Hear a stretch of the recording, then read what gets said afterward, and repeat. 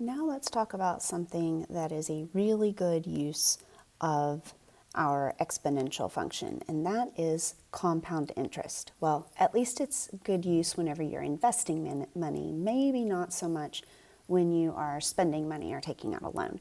Go ahead and take a minute to write down the equation and what each term means here, and then I will go over those with you. Okay, so we have A, which is our final amount of money that we have. P stands for principal, which is the initial amount that we invest or the loan that we take out. 1 plus R, where R is now typically an annual rate and again written as a decimal. And then N is the number of times that interest is compounded, typically per year with time in years. But we do just need to make sure that time and the number of times interest is compounded have the same type of time on them, in this case, typically years.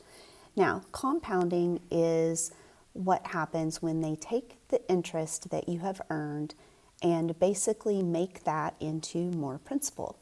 So if you invested, say, $100 and you got 5% interest on that, then you would have $105 at the end of a year. If it's compounded annually, then that would mean that the next year you would start with $105 and make interest on that.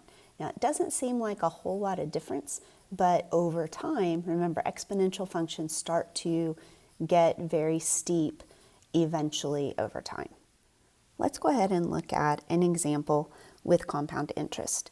So you're going to deposit $9,000 in an account that pays 1.4% annual interest, and we want to find the balance after 3 years when the interest is compounded quarterly. So quarterly is going to be 4 times per year, so that means our end value will be 4. But let's identify all the values. So P is our initial amount, $9,000. R, remember to move the decimal twice, so 0.0146. N, the number of times it's compounded. Since it's quarterly, it's a 4. And then our time is 3 years.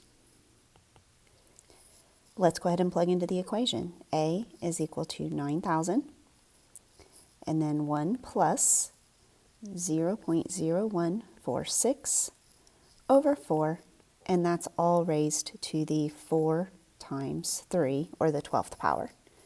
Put that into your calculator and make sure that you can get the same answer that I do. Remember, if you're at home, you can use the Desmos scientific calculator. I get 9402.21. Now I'd like you to try part B. Basically, same thing, balance after 3 years, but interest is compounded daily. So the only thing that's different is N is equal to 365. So go ahead and plug that in. Come back here and see how you did. All right, same thing as before. We're plugging into our equation with 9,000, and then in parentheses, 1 plus 0.0146, this time divided by 365. But then we are also raising to the 365 times 3 power, and our answer is 9402.95.